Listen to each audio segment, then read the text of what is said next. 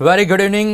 નમસ્કાર. ડે સ્પેશિયલમાં આપનું સ્વાગત છે. આપની સાથે હું છું પાર્થ મોદી. દર્શક મિત્રો, ડે સ્પેશિયલમાં આપણે દરરોજ એક એવા વિષય ઉપર ચર્ચા કરીએ છીએ જે વિષય ક્યાંક લોકોને સ્પર્શ થાય અને એ લોકો એ વિષયના નિષ્ણાંતો સાથેની જે વાતચીત હોય એ નિષ્ણાંતનું જે માર્ગદર્શન હોય એ માર્ગદર્શનની અંદર પોતાના જીવનમાં ક્યાંક ઘણી વખત આપણને જે પ્રશ્ન થતા હોય એ પ્રશ્નનું નિરાકરણ એ માર્ગદર્શનની અંદર મળી જતું હોય છે. અને આજે એવા જ એક અતિ મહત્વના વિષય ઉપર ચર્ચા કરવી છે, કારણ કે સોશિયલ મીડિયાનો જમાનો છે. સૌ કોઈના હાથમાં મોબાઈલ છે અને મોબાઈલની અંદર વાયુ વેગે પ્રસરતી માહિતીઓ એ લોકો ક્યાંક પોતાના જીવનની અંદર એટલો દ્રઢતાપૂર્વક એનો ઉપયોગ કરી દે કે ઘણી વખત સારું પણ થાય અને નુકસાન પણ થાય. એટલા જ માટે આજે એક એવા વિષય ઉપર ચર્ચા કરવી છે કે જે વિષય ઉપર તમામ લોકોના મગજની અંદર પ્રશ્ન છે કે કેન્સરનો ઈલાજ શું. કારણ કે કેન્સરના અલગ અલગ સ્ટેજ પ્રમાણે એના અલગ અલગ ઈલાજ હોય છે. સ્ટેજ 1થી લઈને સ્ટેજ 4 સુધીની વાત હોય. પરંતુ થોડા દિવસ પહેલાં એવી વાત સામે આવી, એવી પત્રકાર પરિષદ સામે આવીને પત્રકાર પરિષદ કરી નવજોતસિંહ સિદ્ધુ, જેને આપણે સૌ કોઈ ઓળખીએ છીએ, એ પછી કપિલ શર્માના શો તરીકે ઓળખીએ, પોલિટિશિયન તરીકે નવજોતસિંહ સિદ્ધુને આપણે ઓળખીએ, અને એમણે પત્રકારો સાથેની વાતચીતમાં એમણે કહ્યું કે એમની પત્નીને જે સ્ટેજ 4 કેન્સર હતું એ માત્ર ડાયટના ઉપયોગથી કે ડાયટ સરસ મજાનું જે ડાયટ એમણે ફોલો કર્યું એના કારણે એ ડાયટથી આ કેન્સર સ્ટેજ 4 મટાડી શકાયું અને તેઓ હવે કેન્સર ફ્રી થઈ ચૂક્યા છે. સારી બાબત છે. પરંતુ પ્રશ્ન ત્યારે જ ઊભા થાય કે નવજોતસિંહ સિદ્ધુએ જે ડાયટની વાત કરી, કે જે વસ્તુ ખાવાની વાત કરી, કે જે રીતે કેન્સર મટાડવાની વાત કરી, શું એટલું જ કેન્સરને મટાડવા માટે કે કેન્સરને નાબૂદ કરવા માટે ઉપયોગી છે? ઘણી બધી ટ્રીટમેન્ટ્સ હોય છે, એ રેડિયેશનવાળી ટ્રીટમેન્ટ હોય કે કિમોથેરાપી હોય, કે શું આ બધી ટ્રીટમેન્ટની જરૂર નથી? આ પ્રશ્ન સ્વાભાવિક રીતે સૌ કોઈના મગજમાં આ પ્રશ્ન ઊભો થાય. અને એટલા જ માટે આજે વાત કરવી છે કેન્સર સામે ડાયટ એ રામબાણ ઇલાજ તરીકે સામે આવ્યું છે કે શું? અને જો ડાયટ જ રામબાણ ઇલાજ હોય તો કેન્સર થાય કેમ? લાઇફસ્ટાઇલ ચેન્જ, જો લાઇફસ્ટાઇલ પહેલાંથી જ ચેન્જ કરી દેવામાં આવે, પ્રિવેન્શન બેટર દેન ક્યોર, જો એ જ વસ્તુ પહેલાંથી એડોપ્ટ કરી દેવામાં આવે તો શું કેન્સર થવાની શક્યતાઓને નકારી શકાય? આ પણ એક સરસ મજાનો પ્રશ્ન આપણા સૌ કોઈના મગજની અંદર ઉત્પન્ન થાય. અને આ જ મુદ્દે ચર્ચા કરવી છે અને આ જ મુદ્દે રાઇટ એક ગાઈડન્સ, એક માર્ગદર્શનની જરૂરિયાત છે. સૌ કોઈ આ કાર્યક્રમ થકી તમામ લોકો એક માર્ગદર્શન મળે એવો હેતુ છે કાર્યક્રમનો. આ જ મુદ્દે ચર્ચા કરીશું. ચર્ચામાં આપણી સાથે જોડાયા છે ડૉક્ટર ચિરાગ શાહ, જેઓ સિનિયર કેન્સર સ્પેશિયાલિસ્ટ છે. શાહ સાહેબ, આપનું સ્વાગત છે કાર્યક્રમમાં. નમસ્તે. સાથે ડોક્ટર ભવદીપભાઈ ગણત્રા આપણી સાથે જોડાયા છે, આયુર્વેદિક કન્સલ્ટન્ટ છે તેઓ. ભવદીપભાઈ, આપનું પણ સ્વાગત છે કાર્યક્રમમાં. નમસ્તે ભારતભાઈ.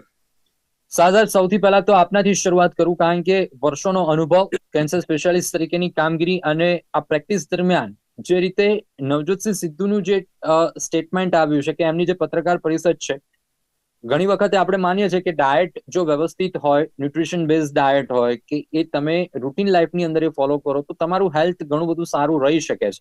પરંતુ 40 ડેઝ, જે રીતે નવજોતસિંહ સિદ્ધુએ વાતચીત કરી કે 40 ડેઝની અંદર સ્ટેજ 4 સુધીનું કેન્સર એમણે એક હેલ્ધી ડાયટથી મટાડી દીધું છે તેમના પત્નીને જે સ્ટેજ 4 નું કેન્સર હતું. શું એ શક્ય છે ખરી કે માત્ર ડાયટથી કેન્સરનું નિરાકરણ આવી શકે, કે એનું નિદાન થઈ શકે, કે પછી આનાથી લોકોએ જાગવાની જરૂર છે કે આને બ્લાઇન્ડલી ફોલો કરવાની જરૂર નથી? સર, શું લાગે છે? બહુ ઇમ્પોર્ટન્ટ ક્વેશ્ચન છે અને અમને પણ આ પોસ્ટ પછી ઘણા બધા લોકોએ પૂછ્યું છે. જી. અમુક ઇમ્પોર્ટન્ટ ક્લેરિફિકેશન આમાં એ છે કે ખુદ નવજોતસિંહ સિદ્ધુએ જે ફોટો મૂક્યા છે અને જે બીજી ડિટેલ પછી એની એક્સ પરની પોસ્ટમાં ને મૂકી છે, એમાં એમના વાઈફને કમ્પ્લીટ વાળ નથી માથા પર. રાઈટ. એટલે અને એમણે જ પછી કીધું પણ છે કે કિમોથેરાપી પણ કરી છે. એટલે એમની ટ્રીટમેન્ટમાં કિમોથેરાપી અને જે એલોપેથી ટ્રીટમેન્ટ છે એ પણ થઈ છે. એ ઉપરાંતમાં એમણે અમુક જે ડાયટના ચેન્જીસ કર્યા છે. એટલે જે પહેલો મેસેજ જેવો ગયો હતો કે માત્ર ડાયટથી થઈ ગયું છે, એવું નથી. એટલે આઈ થિંક જે પેલું 2 સ્ટેપમાં થયું એમાં ઘણા લોકોએ પહેલું જ કેચ કર્યું છે, પણ બહુ ક્લિયરલી સોશિયલ મીડિયા પર હવે નવજોતસિંહ સિદ્ધુના ખુદના જ સોશિયલ મીડિયા પોસ્ટમાં છે કે બીજી ટ્રીટમેન્ટ પણ થઈ છે. અને આ ક્લેરિટી બહુ જ ઇમ્પોર્ટન્ટ છે, કારણ કે આજની તારીખમાં કોઈ પણ એવું એસ્ટાબ્લિશ્ડ ડાયટ કોમ્બિનેશન અમારા ધ્યાનમાં નથી કે જેનાથી એમ કહી શકીએ અમે કોન્ફિડન્સથી કે આ તમને આના એકલાથી કેન્સર ક્લિયર થઈ જાય. આ ઘણા બધા ડાયટ ચેન્જીસ એ દર્દીને ટ્રીટમેન્ટ દરમિયાન જરૂરી હોય છે કે જેનાથી એની સ્ટ્રેન્થ મેન્ટેન રહે, વેઇટ મેન્ટેન રહે. અમુક બીજી સાઈડ ઇફેક્ટ હોય તો એમાં એને સારી રીતે ટોલરેટ થઈ શકે. ઇનફેક્ટ તમે બાય ચાન્સ ડોક્ટર ભવદીપભાઈને જ લાવ્યા આ ટોક જી શોમાં, તો એમની સાથે અમે કોઓર્ડિનેશનમાં સાથે કામ કરેલું છે કે અમારા પેશન્ટ એમણે ટ્રીટમેન્ટ દરમિયાન કે પછી જોયા હોય અને એમણે આયુર્વેદની જે ડાયટનું જે જ્ઞાન છે એની એડવાઇસ આપી હોય અને જે એમને હેલ્પફુલ થઈ હોય. રાઈટ.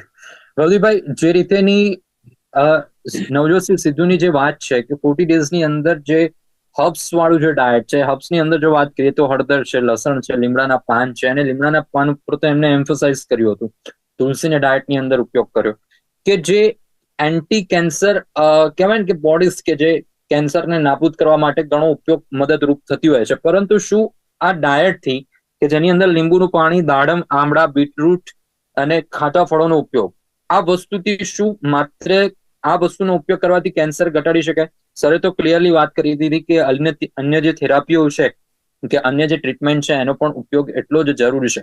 પણ એઝ અ આયુર્વેદિક કન્સલ્ટન્ટ આપનું શું માનવું છે કે ડાયટની સાથે અન્ય થેરાપી કેટલી જરૂરી? ચોક્કસ પાર્થભાઈ, આપે એક તો આ વિષય પસંદ કર્યો એ બાબતે ખાસ તો ધન્યવાદ. કારણ કે ઉત્સાહમાં આવે ને જ્યારે કોઈ વ્યક્તિ, ત્યારે એ જે વાતો અભિવ્યક્ત થતી હોય અને એના શું દૂરોગામી પરિણામ થવાના છે એ એટલું બધું વિચારી નથી શકતો. એ ઉત્સાહમાં પોતાની વાત જ્યારે રજૂ કરે છે, એના પરિવારની કોઈ એક વ્યક્તિ કે જેમને એવું કહેવામાં આવ્યું હોય કે એમના જીવવાની શક્યતા હવે 95% પૂરી થઈ ગઈ છે, 5% જ આશા બચી છે, આવી ગંભીર શોકમય પરિસ્થિતિમાં એક આખો પરિવાર આવ્યો હોય અને પછી કોઈક આગળ અનેક પ્રયાસો થયા હોય, કારણ કે આ એક બીમારીની સ્થિતિ હતી. એટલે જ્યારે કોઈ પણ વાત આવે છે પાર્થભાઈ, ત્યારે રોગી અવસ્થા અને સ્વસ્થ અવસ્થા, આ બંનેના ભેદને સમજવા જરૂરી છે. સ્વસ્થ અવસ્થામાં વ્યક્તિએ આહાર ઉપર જ કેન્દ્રિત રહેવું આવશ્યક છે કે એનો આહાર પૌષ્ટિક હોય, એનો આહાર સંતુલિત હોય, એમાં ગળ્યો, ખાટો, ખારો, તીખો, કડવો, આ 6 રસ હોવા જોઈએ. તો જ એના વાયુપિત્ત કફનું બેલેન્સ થાય, એના પંચતત્વ આકાશ, વાયુ, અગ્નિ, જલ, પૃથ્વીનું બેલેન્સ થાય અને મોડર્ન પ્રમાણેના આપણા બધા જ requirements, carbs, protein, fat, mineral, water અને બધાનું બેલેન્સ તો જ થઈ શકે. પણ જ્યારે કોઈ એક વ્યક્તિને રોગ થાય છે, now it is a matter of an expert. જે રોગ થયો છે એ રોગના નિષ્ણાત, એ આયુર્વેદ નિષ્ણાત હોય, એલોપેથી નિષ્ણાત હોય કે બંનેની ટીમ હોય, પણ હવે એ એક ચિકિત્સકના અંડરમાં થવું જોઈએ. કેન્સર એક શબ્દ છે, પણ એની અંદર કેન્સરના અનેક પ્રકાર અને દરેક પ્રકારના અનેક સ્ટેજીસ છે. આજથી 2-3 દાયકા પહેલા અમુક કેન્સર એવા હતા કે જેને રોકી નતા શકાતા કે નિવારી નહોતા શકાતા, પણ આજે એલોપેથી સાયન્સ અને રિસર્ચ એટલું બધું આગળ વધ્યું છે કે અમુક કેન્સરમાં 100% મટી જાય એવી સારવાર આજે ઉપલબ્ધ છે. એટલે એ આપણા બધા આ સમાજના લોકોએ ભેગા થઈને રિસર્ચ કરીને એક ટ્રીટમેન્ટ ડેવલપ કરી છે. હવે એમના કિસ્સામાં જે ઘટના બની હશે એની આપણે અંદાજો મૂકીએ કે ભાઈ હવે તમારા પરિવારનું વ્યક્તિ, એની મૃત્યુ થવાની શક્યતા 95% છે, કદાચ 5% કેસમાં એ જીવી જાય. અને આખી ટ્રીટમેન્ટ એમણે કરી છે. એટલે એ તમામ ડોક્ટરોએ, એ તમામ સિસ્ટમ, એ બધાએ ભેગા થઈને એમને બચાવવાના પ્રયાસ કર્યા હોય. હવે છેલ્લી ઓવરના 2 બોલ બાકી હોય અને 12 રન કરવાના ખૂટતા હોય તો જીતવાની શક્યતા નહીવત લાગે. પણ જો 2 બોલમાં 2 છગ્ગા વાગી જાય પાર્થભાઈ, તો આપણે ભારતના બધા લોકો ગાડી ને વ્હીકલ લઈને નીકળી પડી અને જેને છેલ્લા બોલે 2 છગ્ગા માર્યા હોય ને, આપણે પહેલા જશ એને આપીએ છીએ. પણ એનો અર્થ એવો નથી કે આ 12 રન કરવાથી તમે આખી મેચ જીત્યા છો. એ 2 બોલ બાકી હતા ત્યાં સુધીની આખી મેચમાં, અને એની પહેલાની ટીમે જ્યારે તમે બોલિંગ કરી હતી આ એક બહુ જ મોટું ટીમ વર્ક હોય છે. સાવ સામાન્ય છેલ્લા 2 દડાના કારણે આનાથી જ આપણે વિજય બન્યા, પણ ત્યારે કહું છું ને, એ વખતે વિજયનો ઉત્સાહ એવો હોય, શું અભિવ્યક્ત કરી રહ્યા છો ને, કારણ કે તમે હારવાના હતા ને જીત્યા છો, એટલે ઉત્સાહમાં તમે બધી વાત મૂકશો. અને આ અગત્યનું લોકોને આપણે ચોક્કસ આની અંદર એક આશાનું કિરણ છે કે ડાયટની એક ભૂમિકા છે. અને તમને જ્યારે સિસ્ટમના સ્ટેટિસ્ટિક્સ પ્રમાણે એવું કહેવામાં આવે કે તમારી જીવન જીવવાની શક્યતા હવે 5% જ રહી છે, એ 5% એ બહુ મોટા ટકા છે, એ શૂન્ય નથી. એટલે એ 5%માં પણ જીવનની સંભાવનાઓ છે. અને એમાં એમને છેલ્લા 40 દિવસમાં કોઈક રીતે ડાયટનો ઉમેરો કરવાથી એમને ફેરફારની દિશા ઝડપી દેખાઈ હશે કે એમનું ઓબ્ઝર્વેશન એ તરફ વધ્યું હશે. એટલે ડાયટનો રોલ છે અને છે જ. પણ એકલા ડાયટથી કેન્સર નહીં, કોઈ પણ રોગની ચિકિત્સા એકલા ડાયટથી થાય, આ પ્રકારની વાત કોઈ પણ ચિકિત્સક ક્યારેય નહીં કરે. કારણ કે હવે જ્યારે ક્લિનિકમાં જોતા હોઈએ છીએ, ડોક્ટર ચિરાગ શાહ સાહેબ પણ મારી સાથે સહમત થશે કે અનેક કોમ્પ્લિકેટેડ કેસીસ કમ્પ્લીટલી ક્લિયર પણ થઈ જતા હોય છે, અને ક્યારેક નોમિનલ લાગતા કેસીસ કોમ્પ્લિકેટેડ પણ થઈ જતા હોય છે. આ રિયાલિટીને ક્લિનિશિયન બહુ સારી રીતે સમજી શકે છે. એટલે ડાયટની ભૂમિકા છે.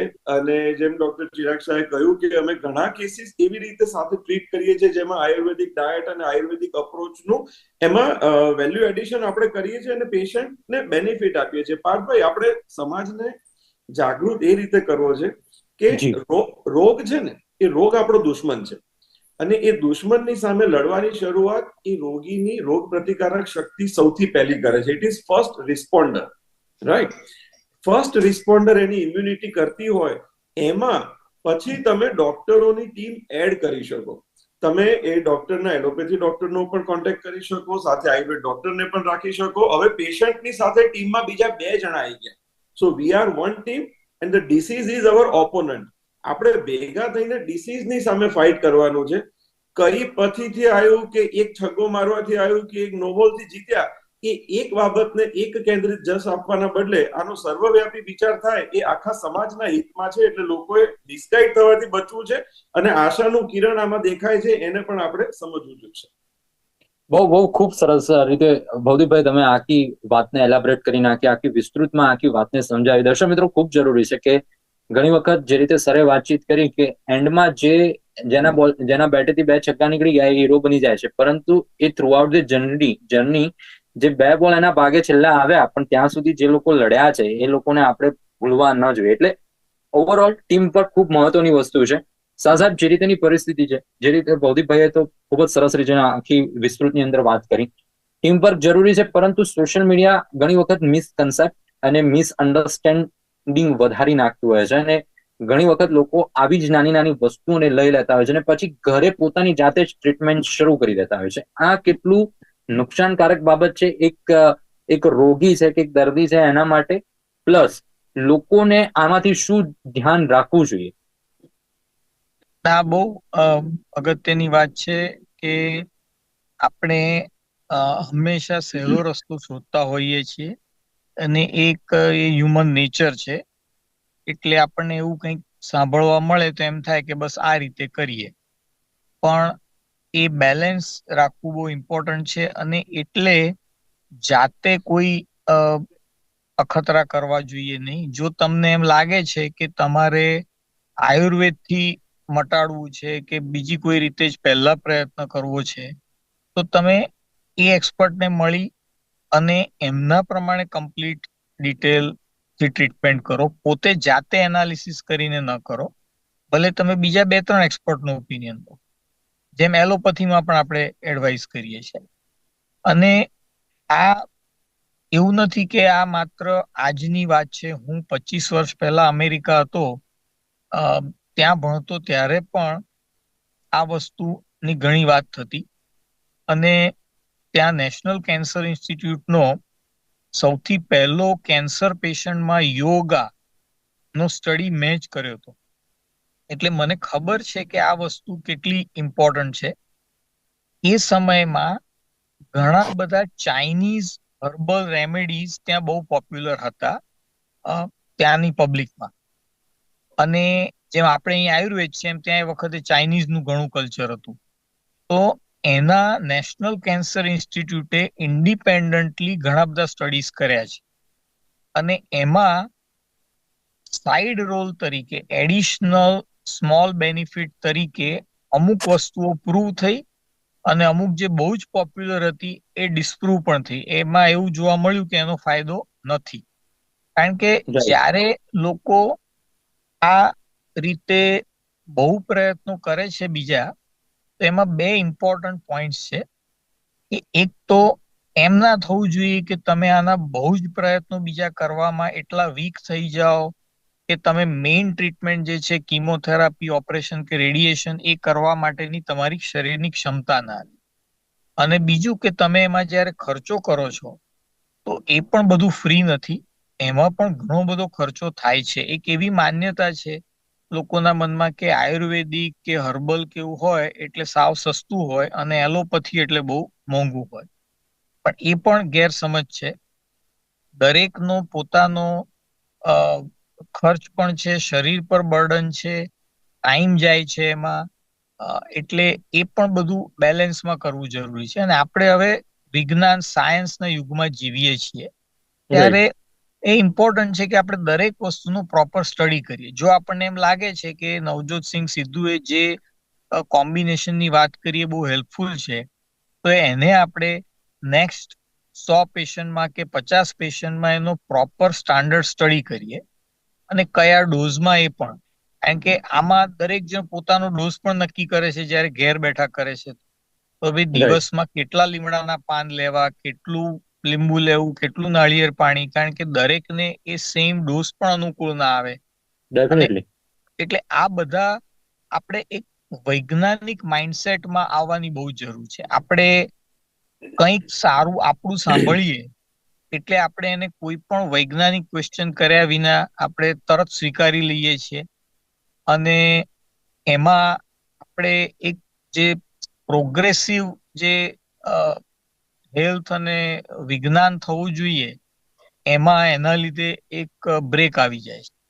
ડેફિનેટલી ગૌરીભાઈ, જે રીતેની આખી વાત છે કે ઘણી વખત every human body is different. દરેકનું મેટાબોલિઝમ અલગ અલગ હોય છે, દરેકની કહેવાય ને ડાયજેસ્ટિવ સિસ્ટમ અલગ હોય છે, દરેકની ઇમ્યુન સિસ્ટમ અલગ હોય.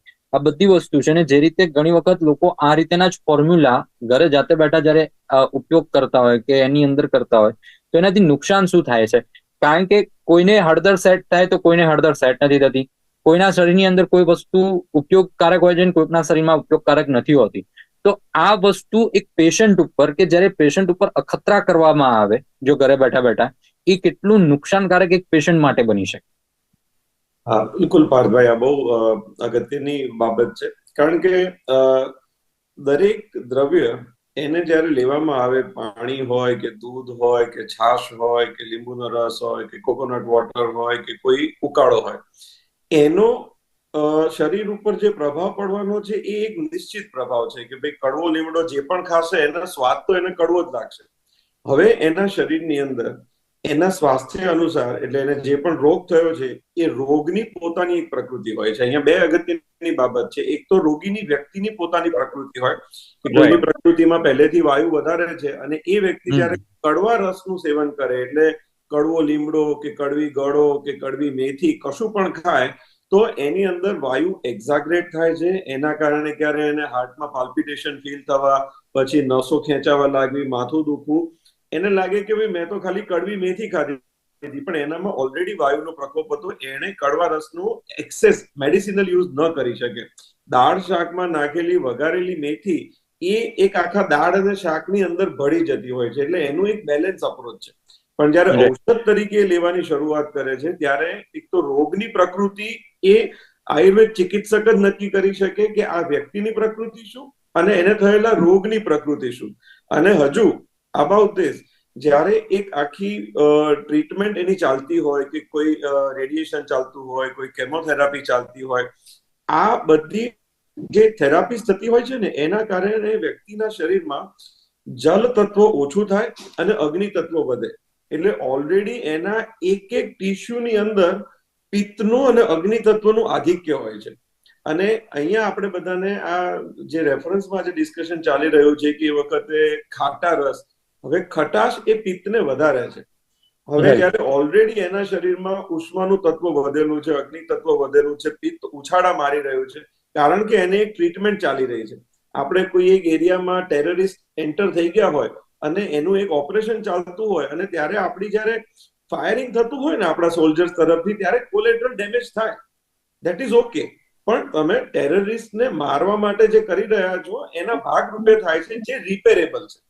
પણ ત્યારે પ્રાયોરિટી છે કે તમારે ટેરરિસ્ટને મારવો. એટલે ઘણી આવી જે ટ્રીટમેન્ટ થતી હોય એમાં કેન્સરનું આગળ વધવાનું પ્રમાણ અટકાવાતું હોય છે, એની બનેલી ગાંઠને તોડવામાં આવતી હોય છે અને એના એક ભાગરૂપે શરીરમાં પિત્તનું લેવલ વધે, એને શરીરમાં બળતરા થાય, એને પેઇન થાય.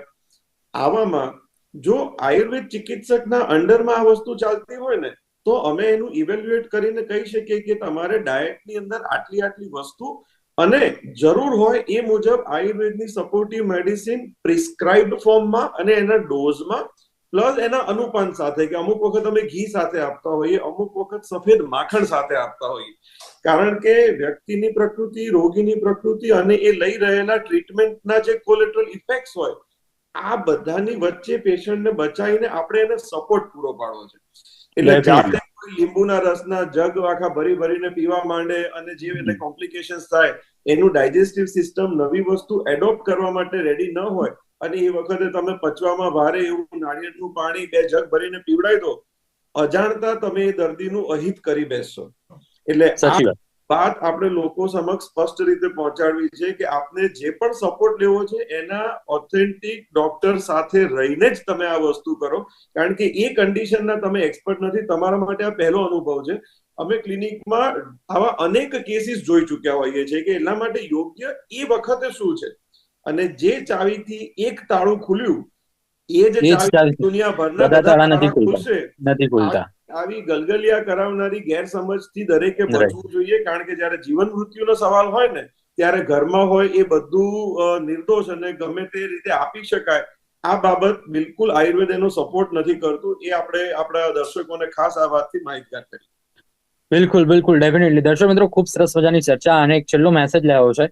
સાહેબ, એક છેલ્લો મેસેજ 60 સેકન્ડમાં આપજો. સમયની મર્યાદા પણ આપણને નડી રહી છે અને જે રીતે ભવદીપભાઈએ વાતચીત કરી કે રોગીની પ્રકૃતિ સાથે સાથે રોગની પ્રકૃતિ અને એનું જે બેલેન્સ છે ને, એ બેલેન્સના પ્રકારે આખી આયુર્વેદિકની ટ્રીટમેન્ટ થતી હોય છે. અને કારણ કે કહેવાય ને કે પ્રકૃતિ એના જે 5 તત્વો છે, 5 એલિમેન્ટ્સ છે બોડીના, એ જયારે ઇમ્બેલેન્સ થાય અને એમાં પણ પાછું તમે વધારે પડતું ઇમ્બેલેન્સ કરો એટલે એક રોગી કે એક દર્દીને વધારે પડતું નુકસાન થતું હોય છે. સર, એક મેસેજ આ મુદ્દાને લઈને 60 સેકન્ડની અંદર.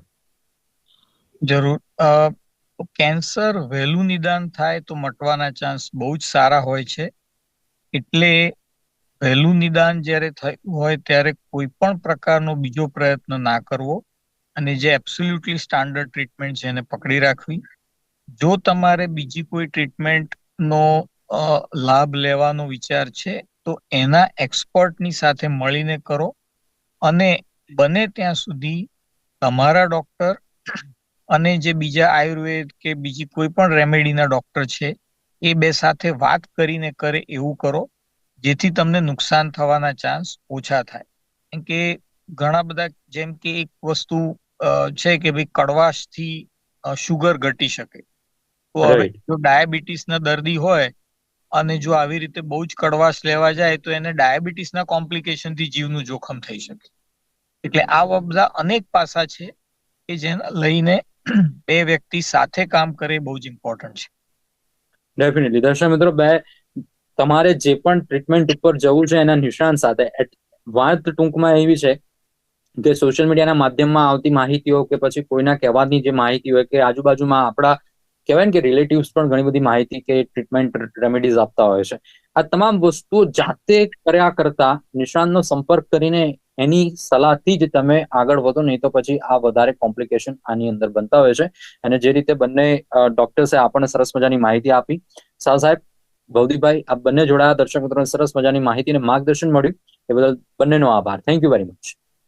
Thank you. દર્શક મિત્રો, ડે સ્પેશિયલની આજની મહત્વની ચર્ચામાં અત્યારે બસ આટલું જ. ફરીથી મળીશું. નમસ્કાર.